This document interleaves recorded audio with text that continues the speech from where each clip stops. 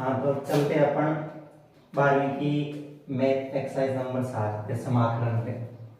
7वीं जो एक्सरसाइज है वो है समाकलन, और ये सेकेंड बुक जो है उसका पहला ही चैप्टर है समाकलन। इंग्लिश में इसको इंटीजर बोलते हैं, इंटीग्रेशन। समाकलन देखो होता क्या है, पहले तो ये देखो। समाकलन को समझने से पहले अपन देखते हैं कि अपन ने 11वीं क्लास में भी पढ़ा था, एक अवकलन पढ़ा था 11वीं क्लास के अंदर। अवकलन होता है, कोई भी फलन होता है, ये अवकलन काम आता है किसके, जैसे कोई रेखा होती है उसकी ढाल निकालने के लिए काम आता है, प्रवणता होती है उसको अपन क्या बोलते हैं, अवकलन बोलते हैं। जैसे कोई रेखा का समीकरण y बराबर mx है तो फिर उसका dy by dx निकाल दे तो वो ढाल आ जाती है, और वो वाली ढाल क्या कहलाती है, अवकलन कहलाती है। तो अवकलन अपन ने 11वीं क्लास में पढ़ रखा है। बात ये हुई कि अपन किसी फलन fx का अपन अवकलन जानते हैं, d/dx करते हैं, और उस फलन का अवकलन जो आता है वो f डैश x आ जाता है। अब दिक्कत ये आई कि इस f डैश x दे दे कोई पहले से ही, और उस f डैश x से पता करना हो कि ये किसका अवकलन है, मतलब ये फलन अगर अपने को ज्ञात करना हो तो उसके लिए अपन क्या करते हैं, एक प्रोसेस काम में लेते हैं जिसको क्या बोलते हैं, समाकलन बोलते हैं। वैसे समाकलन की अवधारणा तो यहाँ से आई।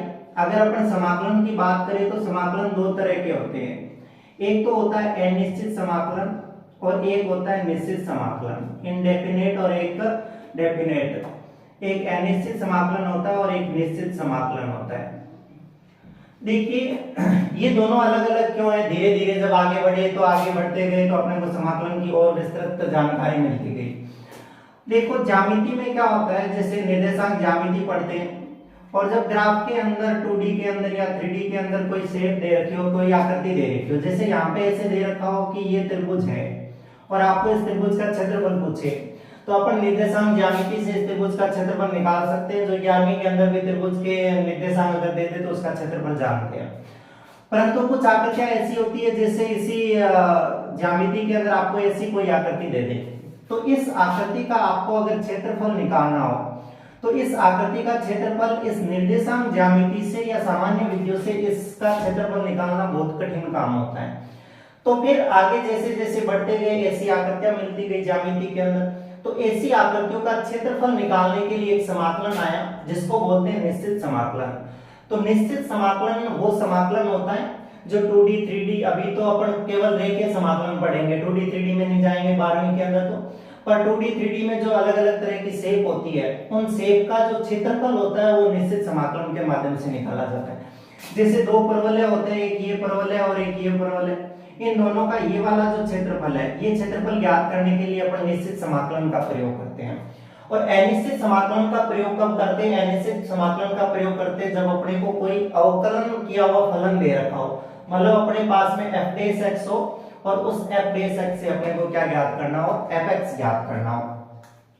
तो समाकलन की अवधारणा तो यहाँ से आई। समाकलन दो तरह के होते हैं, एक तो और समाकलन होता है अनिश्चित समाकलन और एक होता है निश्चित समाकलन। अनिश्चित समाकलन होता है वो अवकलन की उल्टी प्रक्रिया, जो अवकलन का फलन दे रखा है उससे जो वो फलन है वो निकालने के लिए जो प्रोसेस काम में आता है वो अनिश्चित समाकलन कहलाता है। और किन्हीं आकृतियों का क्षेत्रफल निकालना होता है तो उसके लिए निश्चित समाकलन को काम में लिया जाता है। ये दोनों है। तो ये देखो अवकलन का उल्टा प्रोसेस है, जो अवकलित फलन है उसका फलन निकालना, तो इसको अनिश्चित समाकलन या इसको प्रति अवकलज भी बोला जाता है। इसको अनिश्चित समाकलन कह दो या इस समाकलन को अपन क्या कहते हैं, प्रति अवकलज भी बोलते हैं। प्रति अवकलज का मतलब अवकलन का उल्टा प्रोसेस चलाओ तो ये वाला काम हो जाता है। सामान्यतः जो समाकलन का सिंबल होता है, चिन्ह होता है, वो ऐसा होता है, ये s होता है, इस s को थोड़ा ऊपर नीचे खींचो तो ये वाली ऐसे शेप बन जाती है, ये समाकलन का सिंबल होता है। इसके अंदर एक फलन रखा जाता है, ये fx फलन है जिसका अपने को समाकलन करना है, और साथ में ऐसे dx लिखा जाता है। ये x जो चर है ये बताता है कि यहाँ जो फलन है उसका इस चर के सापेक्ष समाकलन होना है, मतलब यहाँ जो भी फलन है उसका x के सापेक्ष आपको समाकलन करना है। यहां से देखो तीन तरह के नाम निकल के आते हैं। एक तो जो इसका उत्तर आता है उस उत्तर को क्या बोला जाता है, समाकल बोला जाता है। उत्तर जो आता है इसका, जैसे इसका उत्तर fx का मान लो कैपिटल fx आएगा, लास्ट में जो भी उत्तर आएगा कैपिटल fx आएगा, उसको समाकल बोला जाता है। और ये जो पूरा प्रोसेस होता है उस अवकलन, उस जो फलन दे रखा है उसको पूरा सॉल्व करके लास्ट में ये वाला उत्तर निकालते हैं, उस पूरे प्रोसेस को समाकलन बोला जाता है। और जो फलन होता है ये वाला जिसका समाकलन किया जाता है उसको समाकल्य बोला जाता है। हालांकि इन शब्दों का ज्यादा अपने 12वीं के बोर्ड के पेपरों के लिहाज से ज्यादा मतलब नहीं, फिर भी ध्यान में रखना है कि जो उत्तर होता है उसको समाकल बोला जाता है, प्रोसेस होती है उसको समाकलन बोला जाता है, और जिस फलन का अपन समाकलन करते हैं वो वाला जो फलन होता है वो समाकल्य कहलाता है। तो ये वाला काम ध्यान में रखना, ये सिंबल होता है और इस तरह से समाकलन किया जाता है। इसके बाद में देखो कुछ समाकलन के अंदर और देखो, जैसे अपन किसी फलन का अवकलन करते हैं, जैसे d/dx और fx का अपन ने समाकलन किया और इस fx का समाकलन किया, अवकलन किया, तो मान लो वो कैपिटल fx आ गया। यही मान लो अगर d/dx है और यही आगे मैं करता हूं, अगर वापस मैं इसका समाकलन कर दूं, इसका इस कैपिटल fx dx का समाकलन कर दूं, तो मेरे पास वापस में क्या आ जाना चाहिए, वो फलन आ जाना चाहिए जिसका अवकलन किया था, ये fx आ जाना चाहिए। पर थोड़ा सा और आगे बढ़ते हैं तो थोड़ी और दिक्कत आती है। देखो जैसे मेरे पास में कोई फलन fx + c हो, fx + c हो और उसका अवकलन करूं, क्योंकि जब अवकलन करते हैं तो अपन ने 11वीं में सीख रखा है जो कांस्टेंट राशियां होती है उसका अवकलन होता है वो 0 हो जाता है। तो फिर जब इसका समाकलन करूंगा तो भी वो भी कितना आएगा, कैपिटल fx ही आएगा, चाहे साथ में कांस्टेंट है उसका भी ये वाला ही आएगा। तो अब वापस में इसका समाकलन करूं अगर fx का dx के सापेक्ष, तो वो fx + c आना चाहिए, क्योंकि वास्तव में यहाँ fx + c फलन था। तो ये वाला कांस्टेंट देखो इसमें आया, इसमें कांस्टेंट नहीं आया, इसका मतलब ये एक नई राशि है, इसको बोला जाता है क्या, इसको बोला जाता है समाकलन नियतांक, इसको बोला जाता है समाकलन नियतांक। यानी ये वो राशि है जो पहले जो फलन था, जो अपने को अवकलन करके दे रखा फलन था, उसके अंदर ये नियतांक था या नहीं, कोई नियत राशि थी या नहीं थी, वो वाला जो लगाया जाता है यहाँ पे, वो राशि जो होती है वो समाकलन नियतांक कहलाती है। तो जब भी अपन समाकलन करते हैं किसी फलन का, उस समय केवल उसका वापस वो फलन नहीं लिख देते, साथ में क्या लिखते हैं, उसके +c लिखते हैं। तो +c का मतलब ये हुआ कि उस फलन के अंदर कोई न कोई अचर राशि थी। अब इस +c से देखो इसके गुणों पर कोई फर्क नहीं पड़ेगा, ये +c लगाने से ये और ये इन दोनों के गुण है वो एक जैसे रहेंगे, मतलब ये परवलय है तो परवलय ही रहेगा, ये अति परवलय है तो अति परवलय ही रहेगा, है ना, इस पे कोई फर्क नहीं पड़ेगा। हाँ, इस c के अलग अलग मानों के लिए इसका शेप है वो छोटा बड़ा होता जाएगा, कि परवलय आएगा c के मान पे छोटे मान पे छोटा होगा, बड़े मान पे बड़ा होता जाएगा, पर इसके गुणों पे इससे कोई फर्क नहीं पड़ेगा। तो अपन क्या करते हैं, जब इस किसी फलन का अपन समाकलन करते हैं तो उसके साथ में केवल fx नहीं लिखते, उसके साथ में fx + क्या लिखा जाता है, c लिखा जाता है, नियत राशि लिखी जाती है जिसको समाकलन नियतांक बोलते हैं। तो ये वाली बात ध्यान में रखनी है पूरी की पूरी। इसके बाद में समाकलन के कुछ थोड़ी बहुत 1-2 गुण धर्म होते हैं। समाकलन के गुण याद रखने हैं, जैसे अपने पास में क्या हो, 2 तरह के फलन हो, जैसे ऐसे अपने को समाकलन करना हो fx और gx दोनों का, और अपने पास में 2 फलन हो, प्लस में भी हो सकते हैं और माइनस में भी हो सकते हैं। तो समाकलन के अंदर अपन इन दोनों का अलग अलग भी कर सकते हैं, जैसे fx का अलग कर सकते हैं और इस gx का अलग कर सकते हैं। इन दोनों का अलग अलग समाकलन करके और लास्ट में जो उत्तर आएगा उसमें केवल एक c लगा देंगे, एक नियतांक लगा देंगे, तो फिर वो अपने पास में वापस उसका क्या बन जाएगा, मतलब ये कोई अवकलित फलन था उससे वापस अपना वो फलन बन जाएगा। तो ये एक इसका गुणधर्म भी होता है, प्लस माइनस में हो सकता है ये वाला। ये बात को देखो, ये जो सिंबल होता है ये अनिश्चित समाकलन का होता है ऐसा। अब अगर ये थोड़ा सा निश्चित समाकलन के अंदर जाएगा तो ये फलन तो सेम ही होगा अंदर, तो fx dx ही होगा, पर यहाँ पे लिमिट लग जाएगी कुछ a से b, मतलब x के मान दे देगा कि वो इन दोनों मानों के बीच में आप उसका क्षेत्रफल ज्ञात कीजिए।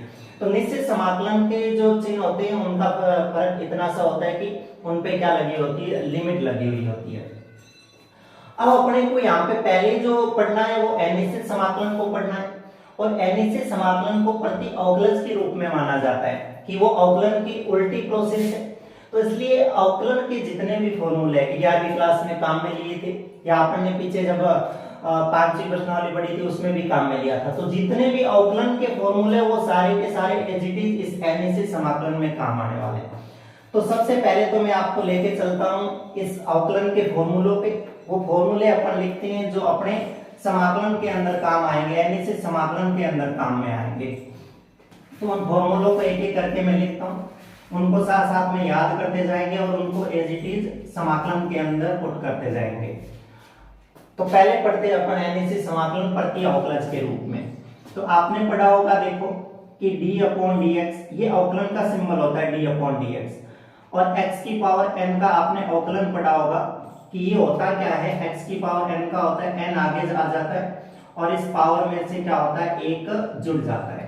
ऐसा ही होता है अवकलन के अंदर, या पावर के अंदर एक कम हो जाता है, पावर के अंदर एक कम हो जाता है, पावर आगे आ जाती है और पावर के अंदर क्या होता है, एक कम हो जाता है। समाकलन के अंदर जुड़ेगा वो आगे देखेंगे।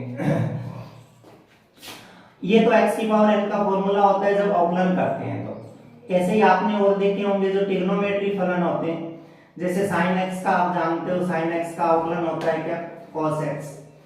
आप d/dx cos x का जानते हो, cos x का क्या होता है, माइनस का sin x होता है। फिर आप d/dx sin cos tan x का जानते हो, tan x का जो अवकलन होता है वो क्या होता है, sec स्क्वायर x होता है। फिर d/dx आप sec x का जानते हो, sec x का अवकलन जो होता है वो होता है sec x और tan x। फिर इसके बाद में d/dx आप cot x का जानते हो, cot x का होता है माइनस का cosec स्क्वायर x। इसके बाद में d/dx आप cosec x का जानते हैं, cosec x का होता है माइनस का cosec x cot x। ये ट्रिग्नोमेट्री के जितने भी होते हैं sin cos tan cot sec इनके होते हैं। इसके बाद में इनवर्स फंक्शन भी होते हैं, उनके भी होते हैं। तो d/dx sin इनवर्स x जो होता है उसका जो अवकलन होता है वो होता है 1/रूट में 1 minus x square. d/dx cos inverse x जो होता है उसका होता है 1/रूट में 1 माइनस एक्स स्क्वायर जो माइनस का होता है। d/dx tan इनवर्स x जो होता है उसका अवकलन जो होता है वो होता है 1/1 plus x square. d/dx sin cos tan के बाद में cot inverse x, cot inverse x का होता है माइनस का 1/1 प्लस एक्स स्क्वायर। इसके बाद में d/dx sec inverse x, sec inverse x का होता है 1/x और रूट में एक्स स्क्वायर माइनस 1। इसके बाद में d/dx cosec इनवर्स x जो होता है उसका होता है माइनस का 1/x रूट में एक्स स्क्वायर माइनस 1। ये वाले जो इनवर्स फंक्शन होते हैं उनके अवकलन होते हैं, क्योंकि ये सारे के सारे जो ये वाले फलन अब आपको दे रखा होगा इसका उल्टा ये वाला लिखना होगा आपको समाकलन के अंदर। इसके अंदर एक और होता है d/dx log x जो होता है उसका अवकलन करते हैं वो आता है क्या, 1/x। इसके बाद में d/dx a की पावर x होती है, a की पावर x का अवकलन जो होता है वो होता है a की पावर x और log बेस में e होता है और a होता है। ये वाले फॉर्मूले होते हैं। इसके बाद में बनाए तो और भी बहुत सारे फॉर्मूले होते हैं, परंतु इतने सारे फॉर्मूले अपन ने पीछे 5वीं एक्सरसाइज थी उसके अंदर भी पढ़ रखा है और 11वीं क्लास के अंदर भी ऐसा सिस्टम था वो पढ़ रखा है अवकलन के अंदर। इसके बाद में अपन ये वाले सेम के सेम फॉर्मूले समाकलन में कैसे काम में लेंगे। तो ये तो काम इतना था, वो किसका था, अवकलन का था। ये तो काम अवकलन में होता है। अब समाकलन की अगर बात करो तो समाकलन में यही फलन उल्टे होते जाएंगे। कैसे, देखो d/dx और आपको x की पावर n का बोल दे तो क्या करना है समाकलन, ये तो अवकलन हो गया। समाकलन करोगे तो ऐसे चिन्ह लगाओगे x की पावर n और dx लिखोगे। तो इसके अंदर आपको क्या करना है, ये जो x की पावर n प्लस 1 पावर जुड़ जाती है और ये n प्लस 1 यहाँ आ जाता है और प्लस में साथ में क्या लग जाता है, c लग जाता है। हालांकि ये वाला आया यहीं से, तो ये वाला इसका उल्टा होता है, तो x की पावर n प्लस 1 बटा n प्लस 1 प्लस c हो जाता है इसका। इसके बाद में सारे जो वो वाले फलन है, जैसे अपने को पहले cos x का देखें तो cos x का यहाँ पे क्या हो जाएगा, cos x का समाकलन हो जाएगा अपने पास में क्या, cos x का हो जाएगा sin x और प्लस c सारों के अंदर लगाना है। यहाँ से अगर मैं sin x की बात करूं तो यहाँ से sin x का जो समाकलन होगा वो क्या हो जाएगा, क्योंकि ये sin x का कर रहे हैं तो ये माइनस उसके साथ चला जाएगा, तो sin x का जो समाकलन होगा वो क्या हो जाएगा, माइनस का cos x प्लस c हो जाएगा। यहाँ से अगर बात करें किसकी, sec स्क्वायर x की, तो sec स्क्वायर x dx जो होगा वो क्या हो जाएगा अपने पास में tan x प्लस c हो जाएगा। यहीं से इसकी बात करें समाकलन ऑफ sec x और tan x। तो sec x और tan x का dx जो समाकलन होगा वो अपने पास में हो जाएगा क्या, sec x प्लस c हो जाएगा। ऐसे ही समाकलन करना हो अपने किसका, cosec स्क्वायर x का समाकलन करना हो, अपने को cosec स्क्वायर x का समाकलन करना हो तो इसका समाकलन हो जाएगा क्या, माइनस का cot x और प्लस का क्या हो जाएगा c। ये वाला माइनस है वो उसके पास चला जाएगा। और अपने को अगर समाकलन करना हो किसका, समाकलन करना हो cosec x और cot x dx का, तो वो वाला समाकलन होगा वो माइनस का हो जाएगा क्या, cosec x और प्लस में c। ये वाला माइनस भी उसके पास चला जाएगा।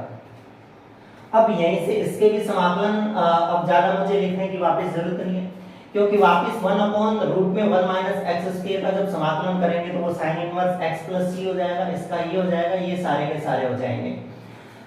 ये वाला लिखता हूं मैं, समाकलन ऑफ 1/x dx जब करेंगे तो इसका जो समाकलन आएगा वो आ जाएगा log x प्लस c। और अगर यहाँ से समाकलन ऑफ a की पावर x dx करेंगे, अगर मुझे केवल a की पावर x का करना है तो ये log a है वो उसके डिवाइड में चला जाएगा। तो यहाँ से जो उत्तर आएगा वो अपना आ जाएगा a की पावर x बट्टे में आ जाएगा ये log a और प्लस में क्या आ जाएगा c। तो a की पावर x का जो होगा ये वाला हो जाएगा। इसके अंदर भी मैं लिख देता हूँ, जो अवकलन होता है d/dx e की पावर x का, तो e की पावर x का अवकलन होता है वो e की पावर x ही होता है। तो फिर यहाँ पे समाकलन भी होगा e की पावर x dx, तो वो e की पावर x dx का क्या हो जाएगा, e की पावर x प्लस c हो जाएगा। ऐसे भी और बहुत सारे फलन होते हैं, जैसे जैसे अपने आगे सवालों में काम आते जाएंगे वैसे वैसे अपन इनको करते जाएंगे। तो इस आधार पे इन सूत्रों को याद रखते हुए अपन चलते हैं आगे एक्सरसाइज नंबर अपनी 7.1 पे। तो 7.1 के अंदर यही फॉर्मूले काम में आएंगे, ये पढ़े एक बार यहाँ पे फॉर्मूले, ये अवकलन वाले जो फॉर्मूले हैं इनको मैं हटा देता हूँ यहाँ से। और यहाँ पे स्टार्ट करते हैं अपन एक्सरसाइज नंबर 7.1। देखो 7.1 के अंदर है क्या, 7.1 के अंदर वो कह रहा है अपने को, पहला जो सवाल है 7.1 का, 7.1 के पहले सवाल में आपको कह रहा है कि आपको प्रत्यक्ष विधि द्वारा समाकलन ज्ञात करना है। प्रत्यक्ष विधि का मतलब आपको ये प्रोसेस काम में नहीं लेना है, ये फॉर्मूला काम में नहीं लेना है, सीधा सा आपको प्रत्यक्ष निरीक्षण विधि द्वारा समाकलन ज्ञात करना है। देखो निरीक्षण विधि द्वारा समाकलन ज्ञात करते हैं तब अपन क्या करते हैं कि पहले तो पता करते हैं कि जो अपने को फलन दे रखा है वो किसका अवकलन है। क्योंकि जैसे आपको कह दें कि आपको क्या करना है, आपको इस x स्क्वायर का समाकलन निकालना है, आपको कह दें किसका समाकलन निकालना है, आपको x स्क्वायर का समाकलन निकालना है। इस x स्क्वायर का समाकलन निकालना है तो आप पहले पता करोगे कि ये जो x स्क्वायर है ये किसका अवकलन है, वो प्रत्यक्ष विधि होती है, वो निरीक्षण विधि होती है। तो फिर देखो फॉर्मूला ये होता है अवकलन के अंदर d/dx, x की पावर n का फॉर्मूला जो होता है वो होता है x की पावर में n-1 और n आगे आ जाता है। इसका मतलब इधर जो भी फलन होगा, ये जिसका भी उत्तर है उसके अंदर x की पावर 100% 3 होगी, यही होगा। क्योंकि यहाँ पावर इससे एक जो होती है वो ज्यादा होती है, यहाँ n-1 है और यहाँ पे n है, और जो पावर यहाँ पे होती है वो यहाँ आगे होती है, तो इसका मतलब 3 इसके आगे था यहाँ पे, तो 3 यहाँ तो रखना नहीं क्योंकि x स्क्वायर है, तो अपने बट्टे में इसके भेज देना है 3। अब x³ का जब अपन अवकलन करेंगे तो वो क्या आएगा अपने पास में, x² आएगा। मैं एक बार यहाँ पे करता हूँ, देखो x³ का मैं अवकलन करूँ d/dx करूँ तो कांस्टेंट राशि होती है वो बाहर आ जाती है, अवकलन जो होना है वो किसका होता है, x³ का होना है। तो ये 1/3 पड़ा, x³ का अवकलन होता है पावर आगे आ जाती है और पावर में से एक कम हो जाता है तो x², ये कट जाएगा, इसका आंसर कितना आ जाएगा, x² आ जाएगा। तो ये निरीक्षण विधि होती है कि आप पहले पता करो कि ये जो फलन दे रखा है वो किसका अवकलन है, तो ऑटोमेटिक जो उत्तर आएगा वो अपना आ जाएगा। तो इसका जो पहला सवाल है वो दे रखा है sin 2x, अपना जो सूत्र दे रखा है, सवाल दे रखा है उसमें sin 2x, तो 100% अपन पता करेंगे कि ये ना sin 2x है वो किसका अवकलन है। तो sin 2x जो होता है वो तो cos 2x का होता है, तो इसका मतलब ये cos 2x का अवकलन है। पर जब cos 2x का अपन अवकलन करते हैं तो cos 2x का होता तो sin 2x है अपने पास में, पर cos 2x का अवकलन जो होता है वो माइनस का sin 2x होता है, ये भी ध्यान रखना है माइनस का, तो साइन 2x होता है। और जब ये x के साथ में, चर के साथ में जो भी कांस्टेंट राशि होती है, अवकलन करते समय वो उसके कहाँ आ जाती है, आगे आ जाती है, मतलब गुणा के अंदर आ जाती है। समाकलन में तो उसके भाग में जाती है, अवकलन करते तो उसके मल्टीप्लाई में आ जाती है। तो मुझे तो ये वाला चाहिए, केवल sin 2x चाहिए, तो फिर 100% ये वाला जो है ना माइनस इसके पास जाएगा, और ये 2 है वो भी इसके पास जाएगा। इसका मतलब अगर इसका मैं अवकलन, क्योंकि इधर तो sin 2x ही रखना है, तो ये 2 भी इसके डिवाइड में जाएगा, माइनस भी इसके पास में जाएगा। तो अपन उसको बताएंगे, ये जब सवाल करेंगे निरीक्षण विधि से sin 2x वाला, तो उसको कहेंगे कि चूंकि हम जानते हैं जो sin 2x है, ये जो sin 2x है ये अवकलन है किसका, ये अवकलन है d/dx minus cos 2x upon में 2 का, यानी ये इसका अवकलन है। अतः ये जो फलन होगा वो अपना इसका क्या होगा, समाकलन होगा, क्योंकि प्रति अवकलज के रूप में जो अवकलन का वापस उल्टा प्रोसेस करते हैं जो आता है वो वाला ही अपना फलन होता है। तो ये निरीक्षण विधि होती है, जिसका उत्तर अपने पास में आ जाएगा, क्या अपने पास में उत्तर हो जाएगा माइनस का cos 2x और अपॉन में 2। सोल्व नहीं करना, ये प्रोसेस लगा के पूरा सोल्व नहीं करना, केवल निरीक्षण विधि से ऐसा लिख के बताना है उसको। ऐसे ही cos 3x वाला है, वो cos 3x वाला आप खुद कर लेना, हो जाएगा। इसके बाद में e की पावर 2x की बात कर रहा है, वो अपने पास में फलन e की पावर 2x दे रखा है तीसरे सवाल में। अब अपन पता करेंगे कि e की पावर 2x से वो किसका होता है, तो e की पावर 2x, तो e की पावर 2x का ही अवकलन करते हैं तभी आता है e की पावर 2x। तो अब जब e की पावर 2x का अवकलन करूंगा तो e की पावर 2x तो आएगा ही आएगा, परंतु x के साथ में जो चर राशि होती है वो उसके मल्टीप्लाई में आ जाती है, गुणा में आती है। तो ये 2 नहीं चाहिए, तो ये 2 उसके डिवाइड में भेजना पड़ेगा। इसलिए मैं कह सकता हूं कि ये जो e की पावर 2x है, ये e की पावर 2x बटे 2 का अवकलन है, ये इस फलन का अवकलन है। इसलिए इसका जो समाकलन होगा वो कौन सा होगा, ये वाला फलन होगा। तो ये निरीक्षण विधि होती है, पहले पता कर लेते हैं अपन। जैसे अगला सवाल है उसमें ax प्लस b दे रखा है आपको, अगले सवाल में दे रखा है ax प्लस b का होल स्क्वायर दे रखा है, कि अब पता करना है कि ये वाला जो फलन है ये किसका अवकलन है ना। तो अपन पता करेंगे कि ax प्लस b का होल स्क्वायर है, तो ax प्लस b का होल स्क्वायर है, तो इधर 100% ax प्लस b का होल क्यूब रहा होगा। ax प्लस b का होल क्यूब था, तभी तो जाके एक पावर कम होती है, क्योंकि इधर से पावर इधर एक कम होती है, तो ये d/dx कर देते, इधर से पावर क्या है इसकी एक कम है। अब जब इसका अवकलन करूंगा मैं तो पावर आगे आएगी, जब इसका पूरा परफेक्ट होता तो ये पावर आगे आती है, एक इसका क्या हो जाता है, पावर कम हो जाती है, और ये तो कांस्टेंट है इसका तो 0 हो जाता है, परंतु इसके साथ में अचर राशि होती है वो इसके साथ में गुणा के अंदर जाती है। तो ये वाला मैटर इसके अंदर एक्स्ट्रा है, तो ये उसके भाग में चला जाएगा। तो अपन उसको कहेंगे कि ax प्लस b के पावर होल स्क्वायर है। इसका जो अवकलन है वो है क्या अपने पास में, इसका जो अवकलन होगा, अवकलन ये है किसका, ये इसका अवकलन है, ये 3a है उसके भाग में चला जाएगा। तो अपन उसको कहेंगे कि अगर इसका अवकलन करूंगा तो मेरे पास में ये वाला मैटर आएगा पूरा का पूरा।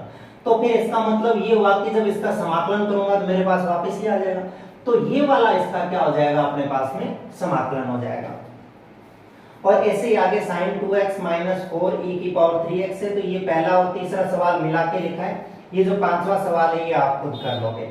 तो ये जो 5 सवाल थे अपने पास में, ये 5 सवाल निरीक्षण विधि से करने थे। निरीक्षण विधि वास्तव में कोई विधि नहीं होती, सिर्फ अपने को पता करना होता है कि जो फलन अपने को दे रखा है वो किसी न किसी फलन का अवकलन है, और वो फलन अपने को पहले दिमाग में सोच लेना है कि वो फलन है क्या, और वो फलन जो होता है वही अपने पास में क्या होता है, उसका समाकलन होता है। तो ये वाला काम तो हुआ 5 सवालों का, और 5 सवाल जो थे वो निरीक्षण विधि के थे। अभी आगे चलते हैं और आगे 6 नंबर सवाल से लेकर इसके अंदर शायद 22 सवाल है, वो सारे के सारे 22 सवाल है वो इस विधि पे हैं। अपने को पूरा प्रोसेस करना है समाकलन का, और पूरा प्रोसेस करके सॉल्व करना है।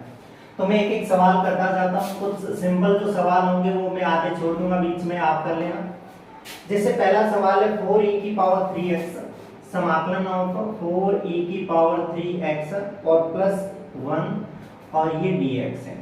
अब थोड़ी देर पहले अपन ने पढ़ा था कि इसके अंदर 2 फलन है, इसको fx मान लो, इसको gx मान लो, तो अलग अलग समाकलन कर सकते हैं अपन इसका।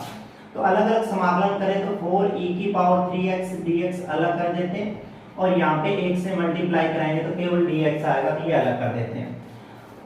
देखिए एक समाकलन की प्रॉपर्टी होती है, मैं यहाँ लिख देता हूँ कि समाकलन के अंदर कोई कांस्टेंट राशि हो, उस फलन के साथ में अगर कोई कांस्टेंट राशि हो तो वो कांस्टेंट राशि अपन फलन से बाहर रख देते हैं, उस समाकलन से बाहर रख देते हैं, उसका अंदर कोई काम नहीं होता, कांस्टेंट राशि बाहर रहती है।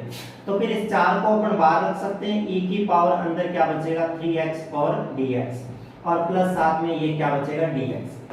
देखो जब अवकलन करते हैं dx का d/dx और जब x का अवकलन करते हैं तो वो 1 आया करता है, जब x का अवकलन करते हैं तो वो 1 आता है, और जब अपन dx का समाकलन करते हैं तो उस dx का समाकलन है वो कितना आता है x आता है। ये आता कैसा है इसका भी प्रोसेस बताएंगे, फिलहाल dx का जो समाकलन होता है वो x होता है। तो ये देखो 4 पड़ा, e की पावर x का समाकलन जानते हैं अपन e की पावर x ही होता है, और जब ये देखते हैं कि इस चर के साथ में जो अचर राशि होती है वो वाली इसके डिवाइड में आती है, तो यहाँ से 3 इसके डिवाइड में आ जाएगा, प्लस इस dx का जो समाकलन होगा वो x हो जाएगा और प्लस में क्या हो जाएगा c। ये नियतांक लिखना भूलना नहीं है क्योंकि ये समाकलन नियतांक हर फलन के अंदर आएगा। तो इसका उत्तर जो होगा वो 4/3 e की power 3x plus x plus क्या हो जाएगा c हो जाएगा। ये समाकलन हो गया छठा। इसके बाद में 7 नंबर जो सवाल है उसके अंदर है, कैसा सवाल दे रखा है x स्क्वायर 1 - 1/x² और dx। अब इसका समाकलन करना है, तो वैसे ही दो फलन है तो पहले अपन क्या करते हैं इसके अंदर गुणा करवा देते हैं और फिर दो फलन बन जाएंगे, जैसे इसका किया वैसे इसका समाकलन कर देते हैं। तो गुणा कैसे करवाएंगे, देखो ऐसे x² की इससे गुणा कराई x² आ गया, माइनस इसकी x² से कराई तो 1 आ गया और क्या बच गया पीछे dx बच गया। अब पहले इसका समाकलन कर देंगे किसका x² dx का, और माइनस फिर क्या रह जाएगा dx। तो x² का जो समाकलन होता है पावर 1 जुड़ जाती है और अपॉन में 3 आता है, और माइनस यहाँ से dx का जो समाकलन है वो x हो जाता है और प्लस में क्या हो जाएगा c। तो ये वाला 7वां सवाल है वो इस हिसाब से हो जाएगा। आगे 8 नंबर जो क्वेश्चन दे रखा है वो भी इसी तरह का है, मैं 8वां क्वेश्चन है वो करूंगा नहीं, आप खुद कर लेना। bx प्लस c और dx, यहाँ भी आपको 3 फलन दे रखे हैं, इन तीनों फलनों का अलग अलग कर देना, ये समाकलन हो जाएगा। इसके बाद में जो 9वां सवाल है वो भी 9वां सवाल आप खुद के लिए, इसके अंदर भी 2x² प्लस e की पावर x और dx दे रखा है। ये समाकलन भी जैसे ये वाले की वापस ये ऐसे कैसे समाकलन हो जाएगा ये वाला भी। इसके बाद में 10वां जो क्वेश्चन है उस 10वें क्वेश्चन के अंदर आपको दे रखा है √x - 1/√x और इसका दे रखा है होल स्क्वायर और dx। देखो है तो यही दो फलन जैसे ये वाले प्लस माइनस वाले कर रहे हैं, परंतु इसका होल स्क्वायर, तो पहले अपन इसका होल स्क्वायर खोल देते हैं और बाद में इसका अलग अलग समाकलन कर देंगे। तो a - b के होल स्क्वायर से खुलेगा तो a² करेंगे तो a², फिर प्लस b² करेंगे तो ये 1/x, और फिर -2ab करेंगे तो केवल 2 ही आएगा क्योंकि √x से √x कट जाएगा। और अब जब इनका अलग अलग समाकलन करेंगे, हालांकि मैं अलग अलग नहीं लिख रहा हूं आप कर लेना, जब इसका करेंगे तो x dx होगा तो इसका समाकलन हो जाएगा x²/2। 1/x का यहाँ पे अपन ने समाकलन लिखा था कहाँ पे, ये रहा 1/x का समाकलन होता है वो log x होता है, तो इस 1/x का क्या लिख देंगे अपन log x, माइनस ये 2 तो कांस्टेंट है बाहर पड़ा रहेगा, यहाँ केवल dx आएगा तो dx का क्या होता है x होता है, और अपॉन प्लस में कितना आ जाएगा c आ जाएगा। तो ये 10 नंबर क्वेश्चन है वो इस तरह से हो जाएगा। 11 नंबर क्वेश्चन है वो भी इसी तरह का है। 11वें क्वेश्चन में लिखा हुआ है x³ - 5x² - 4 और अपॉन में लिखा हुआ है x² और dx। इसको भी कैसे करना है, अंदर तो 3 ही फलन है वो वाले, पर ये एक बट्टे के अंदर और फलन दे रखा है, तो अपन क्या करते हैं इस बट्टे वाले का अलग अलग डिवाइड करवा देते हैं सारों से। अलग अलग कैसे डिवाइड, देखो x³ में भी x² का डिवाइड करा देते हैं, 5x² में भी x² का डिवाइड करवा देते हैं, और -4 में x² का डिवाइड करवा देते हैं, और ये dx यहाँ पे पढ़ाई है। आगे का काम है वो मैं यहाँ पे करता हूँ। यहाँ से देखो ये x³ है और ये x² है, यहाँ पे x³ और यहाँ x², तो अंदर जो फलन में बचेगा वो अपने पास में बचेगा क्या, केवल x बचेगा, माइनस यहाँ से x² कट जाएगा, केवल 5 बचेगा, और यहाँ पे देखो x² की पावर नीचे प्लस की है, ऊपर जाके ये माइनस की 2 बन जाएगी और ये dx हो जाएगी। अब देखो वो के वो 3 फलन बन गए, अब अलग अलग समाकलन कर देते हैं। कैसे, देखो x का समाकलन तो जानते हैं x² बटे 2 हो जाएगा, 5 और इधर dx आएगा उसका समाकलन x हो जाएगा। अब एक्स स्क्वायर का समाकलन कैसे करते हैं उसको देखिए। है प्रोसेस वो का वही, एक्स की पावर -2 है, तो आपको कुछ नहीं करना होता, अपन पावर के अंदर क्या करते हैं, ऐड करते हैं और वो सेम का सेम नीचे लिख देते हैं। तो इसका मतलब x की पावर कितनी बची, -1 बची, और बट्टे में भी कितना बचा, -1। तो -x की पावर 1 है, वो नीचे जाके x बन जाएगी +1। तो x की पावर -2 का समाकलन होता है माइनस का 1/x, इसलिए यहाँ पे -1/x इसका समाकलन हो जाएगा +c। तो यहाँ से जब आंसर आएगा ये हो जाएगा 5x, ये माइनस माइनस प्लस, और 4/x और प्लस क्या हो जाएगा c। ये वाला इसका समाकलन हो जाएगा 11 नंबर सवाल का। ऐसे ही 12 नंबर सवाल है, देखो 12वां सवाल है, उसके अंदर लिखा हुआ है क्या, x³ + 3x और प्लस का 4 और अपॉन में लिख रखा है √x और यहाँ पे लिख रखा है dx। इसका समाकलन करना है अपने को। वो सेम का सेम ही काम है, यहाँ x² था, यहाँ x की पावर 1/2 है। √x का मतलब होता है x की पावर 1/2। अलग अलग भाग लगा दो, x³ और इधर लगा दो x की पावर 1/2 का अलग भाग, 3x और यहाँ पे लगा दो x की पावर 1/2 का भाग, और 4 और ये x की पावर, अब मैं माइनस की 1/2 लिख रहा हूँ, सीधे ऊपर डायरेक्ट ले जाके लिख सकते हैं ऐसा। देखो पावर 3 है और ये 1/2 है, तो जब आधार समान होते हैं और भाग में होते हैं तो पावर घट जाती है आपस में। तो इसमें से -1/2 करेंगे तो ये x की पावर यहाँ पे कितनी बच जाएगी, 5/2 बच जाएगी।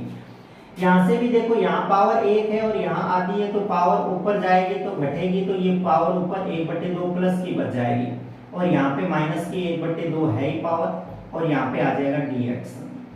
अब देखो 3 फलन है, वैसे ही अलग अलग समाकलन करना है, इनका काम होता है +1 जोड़ने का। तो x की पावर 5/2 में +1 करेंगे और सेम का सेम 5/2 + 1 नीचे लिख देंगे। यहाँ पर भी 3 के अंदर x की पावर 1/2 के अंदर 1 जोड़ेंगे और ये वाला सेम का सेम प्रोसेस यहाँ लिख देंगे। यहाँ पर भी ऐसा का ऐसा ही काम करेंगे, x की पावर -1/2 में +1 कर देंगे और नीचे -1/2 और +1 लिख देंगे। यहाँ से आएगा क्या, देखो ये जब जोड़ेंगे तो ये आ जाएगी कितनी, 7/2। तो x की पावर हो जाएगी कितनी, 7/2, और ये भी 7/2 होगा तो 2 ऊपर आ जाएगा, तो ये वाला यहाँ 2/7 बन जाएगा, प्लस यहाँ x की पावर जब जोड़ेंगे तो 2 और 1 3/2 हो जाएगी, तो 3 तो ये पड़ा और x की पावर हो गई कितनी, 3/2, और ये वाला मीटर भी 3/2 बचेगा, तो 3/2 का 2 ऊपर चला जाएगा, 2 यहाँ आ जाएगा, 3 बट्टे में रहेगा, जो 3 से 3 ये कैंसिल हो जाएगा, और प्लस यहाँ से देखो 4, और यहाँ x की पावर देखो ये प्लस की 1 है और ये माइनस की आधी है, तो प्लस की आधी बचेगी और बट्टे में भी प्लस का आधा बचेगा, तो ये 2 भी ऊपर आ जाएगा, तो कुल मिला के आंसर आएगा x/2, 2/7, x की पावर 7/2, प्लस यहाँ पे बचेगा 2, x की पावर 3/2, और प्लस ये 2 ऊपर जाएगा तो ये 8 हो जाएगा, और x की पावर 1/2 लिख दो, या इसको अपन क्या लिख सकते हैं, √x भी लिख सकते हैं वापस। तो ये 12 नंबर जो सवाल था वो इस प्रकार से हो गया। ये 12 जो सवाल थे वो एक ही तरह के सवाल थे, ज्यादा कुछ नहीं थे, कि एक ही फलन के, एक ही समाकलन के अंदर 2 या 3 फलन दे रखे थे और उन फलनों से अपन ने अलग अलग करके इनको सॉल्व कर लिया। थोड़ी सी आपको अंक गणित लगानी पड़ेगी इसके अंदर, प्लस माइनस लगाना पड़ेगा, कहीं a + b का फॉर्मूला लगाना पड़ेगा, कहीं a - b का लगाना पड़ेगा, कहीं थोड़ी बहुत गुणा भाग करनी पड़ेगी आपको, तो ये समाकलन हो जाएंगे। अब इसके बाद में आगे चलते हैं। 13वां जो सवाल है वो थोड़ा सा डिफरेंट सवाल है, हालांकि इतने कठिन सवाल नहीं है, 7.1 एकदम सिंपल सी एक्सरसाइज है।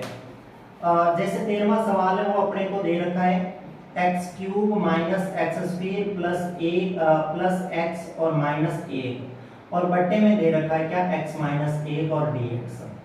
अब इसका समाकलन कैसे करेंगे? इसका समाकलन करने के लिए 2 तरीके हैं, या तो आप जानते हो 10वीं क्लास से पढ़ते आए कि इस ऊपर वाली संख्या में इस नीचे वाली संख्या का भाग लगाना है, जो भी उत्तर आएगा उसका समाकलन कर देंगे बाद में। नहीं तो दूसरा ये है कि अपन ऊपर वाले के गुणनखंड कर लें, कैसे करके एक नीचे वाला गुणनखंड कट जाएगा अगर कटेगा तो, और वैसे भी कर सकते हैं। तो भाग देके भी आप कर सकते हो, मैं तो यहाँ से गुणनखंड करता हूँ, मैं ऊपर वाले में से इन दोनों में से x² कॉमन लूंगा तो यहाँ बचेगा x - 1, और इन दोनों में से +1 कॉमन लूंगा तो अंदर बचेगा x - 1, और बट्टे में क्या पड़ा है, x - 1 और ये dx।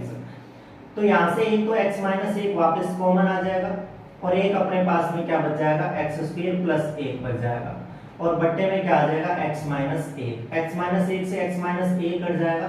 समाकलन किसका करना है अपने को, एक्स स्क्वायर प्लस एक dx का, और इसका समाकलन अपन जानते हैं x क्यूब बट्टे 3 हो जाएगा प्लस x और प्लस c लिखेंगे, ये समाकलन हो जाएगा इसका। ऐसा ही 14वां सवाल है, ज्यादा 14वें सवाल में भी कुछ नहीं है। 14वां सवाल जो दे रखा है वो 1 माइनस एक्स दे रखा है और रूट एक्स दे रखा है और dx दे रखा है। अब ये वाला भी रूट एक्स है वो अंदर मल्टीप्लाई होगा, तो जब इसको इससे मल्टीप्लाई करेंगे तो x की पावर 1/2 आ जाएगा, और माइनस इसको इससे कराएंगे तो पावर 1 पहले से ही और आधी और जुड़ जाएगी, तो 1 और आधी 3/2 हो जाएगी, और ये dx हो जाएगा। बस आपको अब समाकलन करना है, समाकलन उस हिसाब से आप कर देना जैसा अपन ने पीछे के सवालों के अंदर किया था। इसके बाद में 15वां सवाल है, सेम ऐसा का ऐसा ही 15वां सवाल है। 15वें सवाल के अंदर वो कह रहा है कि रूट एक्स और दे रखा है 3x स्क्वायर प्लस 2x और प्लस 3 और dx। ये सवाल भी मैं नहीं करूंगा, आप कर लेना। जैसे इसके अंदर सारों से गुणा कराओगे तो यहाँ गुणा होगी तो 2 प्लस 1/2 पावर ये जुड़ जाएगी, तो ये वाली हो जाएगी 5/2 पावर, इसमें भी पावर जुड़ जाएगी, इसमें पावर 1/2 का समाकलन हो जाएगा, ये आप कर देना खुद। ऐसा का ऐसा 16वां है जिसके अंदर एक ट्रिग्नोमेट्री फलन है उसको शामिल कर दिया गया है। 16वें सवाल के अंदर दे रखा है 2x minus 3 cos x plus e की पावर x और dx। बस अलग अलग करना है, जैसे 2x का तो हो जाएगा x स्क्वायर बट्टे 2, ये वाला इससे कट जाएगा, माइनस का 3, और cos x का अभी थोड़ी देर पहले अपन ने पढ़ा था, cos x का जो समाकलन होता है वो क्या होता है अपने पास में sin x होता है, और e की पावर x का e की पावर x ही होता है, और प्लस में क्या होता है c होता है। जब पूरा प्रोसेस करोगे आपके तो ये बड़ा थोड़ा सवाल बन जाएगा, पहले आप इनका अलग अलग समाकलन लगाओगे और फिर अलग अलग समाकलन करोगे सारों के। ऐसा का ऐसा सवाल 17 नंबर है, तो 17 नंबर सवाल है वो भी मुझे नहीं करना चाहिए। 2x स्क्वायर माइनस का 3 sin x और प्लस का 5 रूट x dx है। ऐसा का ऐसा ये वाला, इसका भी आप अलग अलग समाकलन कर देंगे, अलग अलग समाकलन करेंगे तो ये वाला हो जाएगा, इसका अलग कर दोगे, sin x का समाकलन माइनस cos x कर दोगे और x की पावर 1/2 का समाकलन कर दोगे अलग से। इसके बाद में 18वां जो सवाल है वो देखिए, 18वां सवाल है उसके अंदर लिख रखा है sec x, 18वें सवाल में लिख रखा है sec x और sec x plus tan x लिख रखा है अंदर, sec x plus tan x और dx। अब देखो वही सेम ही बात है, बाहर x लिखा हुआ, जैसे बाहर x लिखा हुआ हो तो अंदर वो गुणा होता है, तो यहाँ sec बाहर लिखा हुआ तो अंदर गुणा हो जाएगा ये वाला sec। तो यहीं से आगे जब फलन बनाएंगे तो क्या बन जाएगा, sec से गुणा होके ये sec स्क्वायर x बन जाएगा, और sec इससे गुणा होके अपने पास में क्या बन जाएगा, ये बन जाएगा sec x और tan x, और यहाँ पे क्या बन जाएगा अपने पास में dx बन जाएगा। अब इन दोनों के समाकलन है वो अपन जानते हैं, sec x का जो sec स्क्वायर x का समाकलन थोड़ी देर पहले पढ़ा था अपन ने, sec स्क्वायर x का समाकलन होता है वो क्या होता है tan x होता है, और sec x tan x का जो समाकलन होता है वो अपने पास में क्या होता है sec x होता है, और प्लस में क्या होता है c होता है। तो इसका जो आंसर आएगा वो अपने पास में क्या आ जाएगा, tan x plus sec x आ जाएगा। ऐसे ही एक अगला सवाल और है 19वां सवाल, जिसके अंदर लिखा हुआ है sec स्क्वायर x बट्टे cosec स्क्वायर x। 19वें सवाल के अंदर लिखा हुआ है sec स्क्वायर x और बट्टे में लिखा हुआ है cosec स्क्वायर x और dx। देखो इसको भी थोड़ा सा करने का तरीका आना चाहिए, ट्रिग्नोमेट्री की थोड़ी सी प्रॉपर्टियां आपको आनी चाहिए। इसको मैं ऊपर ले जाऊं cosec स्क्वायर x को तो ये बन जाएगा अपने पास में sin स्क्वायर x, और sec स्क्वायर x को नीचे ले आऊं तो ये बन जाएगा cos स्क्वायर x dx। तो ये sin बट्टे cos करेंगे तो ये बन जाएगा tan स्क्वायर x dx। अब tan स्क्वायर x का अपन ने tan x का तो समाकलन देखा ही नहीं जब अभी समाकलन वाली लिस्ट लिखी थी उसके अंदर, तो tan x का नहीं देखा तो अपन tan x को ट्रिग्नोमेट्री से ऐसा लिख सकते हैं sec square x minus 1 dx। 1 plus tan square x बराबर sec स्क्वायर हुआ करता है, तो sec स्क्वायर x माइनस 1 बराबर tan स्क्वायर x हो जाएगा। अब इनके जानते हैं sec स्क्वायर x का, देखो अभी किया था, sec स्क्वायर x का क्या हो जाएगा tan x हो जाएगा, और माइनस 1 का 1 dx का क्या हो जाएगा x हो जाएगा, और प्लस में क्या हो जाएगा c। तो ये 19वां सवाल है, उसका समाकलन ऐसे हो जाएगा। ऐसे ही 20वां सवाल है, 20वें सवाल के अंदर 2 माइनस 3 sin x बटे cos स्क्वायर x लिख रखा है, तो आप इन दोनों के अंदर cos स्क्वायर x का अलग अलग भाग लगा दो, इसमें भी लगा दो, और 3 sin x और इसके अंदर भी cos स्क्वायर x का भाग लगा दो, ये फलन बन जाएगा। ये सवाल हो जाएगा 20वां। ये तो ऊपर जाएगा तो cos आपको पता है sec बन जाता है, तो ये sec स्क्वायर x हो जाएगा 3। साइन बट्टे कोस एक तो बन जाएगा टेन एक्स और एक कोस नीचे बचेगा वो ऊपर जाके बन जाएगा क्या सेक एक्स। अब दो सेक स्क्वायर एक्स का तो टेन एक्स हो जाएगा, तो ये हो जाएगा 2 ten x minus ten x sec x का क्या हो जाएगा सेक एक्स, तो ये हो जाएगा क्या 3 सेक एक्स। तो इसका भी आंसर इस हिसाब से आ जाएगा। और ऐसा का ऐसा सवाल एक है 21 नंबर, 21वां सवाल है वो आपके ऑप्शन वाले हैं, पैरासेरे वाले हैं। उसके अंदर भी आपके लिखा हुआ है क्या रूट में x और प्लस में लिख रखा है 1/√x और कह रखा है इसका प्रति अवकलज ज्ञात कीजिए। प्रति अवकलज ज्ञात कीजिए तो इसका मतलब ये आपको समाकलन ज्ञात करना है। प्रति अवकलज मतलब अवकलज का उल्टा रूप, तो वो सेम ही हो जाएगा x की पावर 1/2 का हो जाएगा x की पावर 3/2 और 2/3 यहाँ आ जाएगा। और ये पावर जब ऊपर जाएगी माइनस की हो जाएगी और इसका समाकलन करेंगे तो x की पावर 1/2 बचेगी ऊपर और नीचे 1/2 बचेगा, उसको 2 लिख देंगे इसे। तो कुल मिलाकर इसका आंसर 2/3 x की पावर 3/2 प्लस 2√x और प्लस क्या आ जाएगा c। ये जिस ऑप्शन में भी मिलेगा वो आपका आंसर हो जाएगा। ये तो 21 सवाल थे, ये 21 सवाल एकदम मिले जुले थे, सिंपल से सवाल थे। अब 22वां सवाल है वो थोड़ा सा डिफिकल्ट है, थोड़ा सा अलग टाइप का सवाल है और लाइट सवाल है। तो 22वें सवाल को थोड़ा सा ध्यान से समझना, बाद में ये एक्सरसाइज 7.1 है वो कंप्लीट हो जाएगी। कितनी आसान एक्सरसाइज है ये।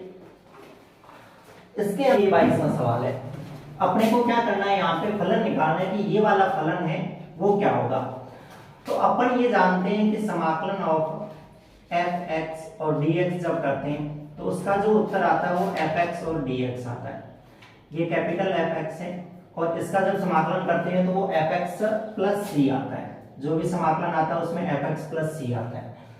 अब अपने को यहाँ पे ये fx दे रखा है क्योंकि जब इसका समाकलन करते हैं जो उत्तर आता है वो कैपिटल fx आता है, इसकी वैल्यू अपने को दे रखी है।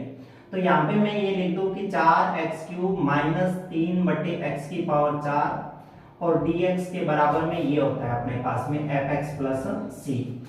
इसका मैं समाकलन करता हूं तो x³ का समाकलन होगा x की पावर 4/4, तो 4 से 4 कट जाएगा तो ये वाला बचेगा x की पावर 4 माइनस x की पावर 4 को ऊपर ले जाऊंगा तो मैं x की पावर -4 बन जाएगी। इसका समाकलन करूंगा तो -4 प्लस 1 -4 प्लस 1 करना पड़ेगा, तो x की पावर -3/-3 हो जाएगी। जब यहाँ रखूंगा तो 3 से तो 3 कट जाएगा और ये माइनस यहाँ पे प्लस हो जाएगा और x³ है वो नीचे जाके 1/x³ बन जाएगा। ये वाला जब इसका समाकलन करेंगे तो आ जाएगा और बराबर में अपने पास में fx प्लस क्या पड़ा है c पड़ा है। इस c को उधर भेज दूं तो यहाँ से x की पावर 4 प्लस 1/x³ और माइनस का c बराबर में क्या हो जाएगा fx बन जाएगा। अब अपने पास में जो fx पूछ रखा था उसकी वैल्यू तो ये वाली आ गई, परंतु एक दिक्कत आ रही है कि ये c है इसकी वैल्यू निकालनी पड़ेगी। इस c की वैल्यू निकालने के लिए अपने को ये वाली चीज दे रखी है कि f2 की वैल्यू मतलब आप इस समीकरण में x की जगह 2 रख दोगे तो आपका जो उत्तर आएगा f2 का वो 0 आएगा। तो मैं इसमें 2 रखता हूँ तो x की पावर यहाँ x की जगह 2 रखूं तो 2 की पावर 4 है वो 16 हो जाएगा और यहाँ रखूंगा तो ये 1/8 हो जाएगा और माइनस का क्या हो जाएगा c। हालांकि इसकी वैल्यू उसने 0 दी है तो 0 रख दूं। इन दोनों का एलसीएम लूंगा तो 16 8 128 और 1 129 बट्टे क्या हो जाएगा 8 और माइनस का कितना हो जाएगा c। मुझे c की वैल्यू चाहिए तो c को इधर ले आता हूं तो यहाँ से c की वैल्यू आ जाएगी कितनी 129 बट्टे में क्या आ जाएगी 8। ये काम हो जाएगा अपने पास में c का मान रखते ही। तो c का मान मैं इस फलन के अंदर रख दूं क्योंकि यहाँ fx की वैल्यू तो आ ही रखी है, यहाँ अगर c की वैल्यू रख दूं तो मेरे पास में उत्तर आ जाएगा। तो यहाँ से fx जो आएगा वो मेरे पास आ जाएगा क्या x की पावर 4 प्लस 1/x³ और माइनस c की जगह कितना लिख दूं 129 बट्टे में कितना लिख दूं 8 और ये वाला जो फलन होगा अपना क्या हो जाएगा fx हो जाएगा। तो ये ऐसे फलन निकालना है अपने को, ये जिस भी ऑप्शन में मिलेगा वो आपका आंसर की सहायता से अपन ने ये समाकलन कर दिया। अब अपन आगे मिलते हैं 7.2 के अंदर, तब तक के लिए धन्यवाद।